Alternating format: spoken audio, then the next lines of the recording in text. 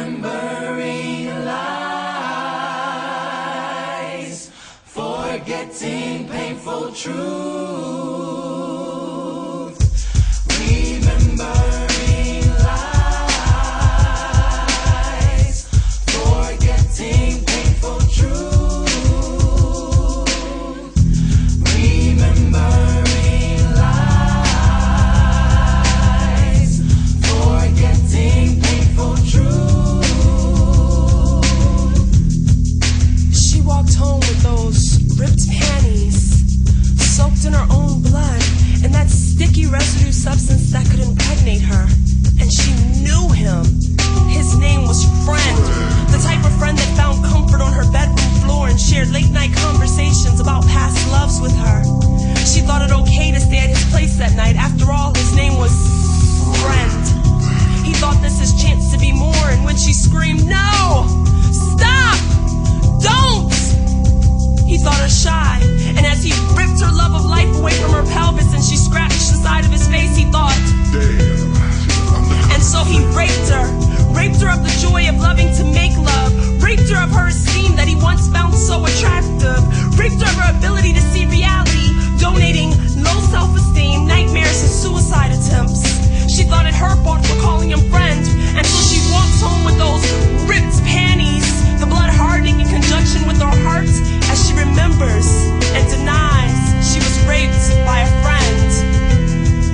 Remembering lies, forgetting painful truth.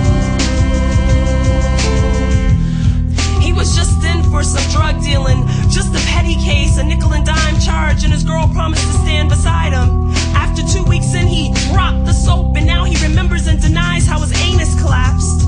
He remembers the fact that this doesn't make him gay, and denies the fact that he has to remember this doesn't make him gay. He doesn't tell his girl of the multiple rapes or why he doesn't sleep well anymore. Instead, every morning he recites his prison number in hopes that today is the first day of the month.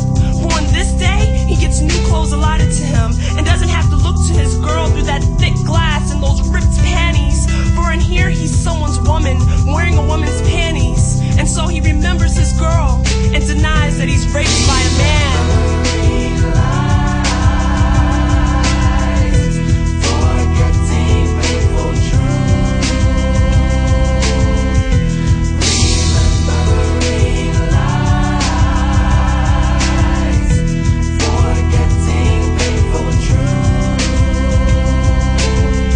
She didn't always want to, because her 3 children under the age of 4 left her beat while her husband worked all day. Her husband didn't understand her, he didn't want to, because in his mind, his wife can't say no. And so he pushes and holds her hand so she can't deny him, tearing at the seams of trust in the marriage, sewing it up with threads of pain, fear, violence, and hate, raping his wife, raping the mother of his children. He falls asleep easily, but she gets up and cooks breakfast for her family in those ripped panties. As her being breaks like the eggs she makes, she thinks of life when it was dreamed differently.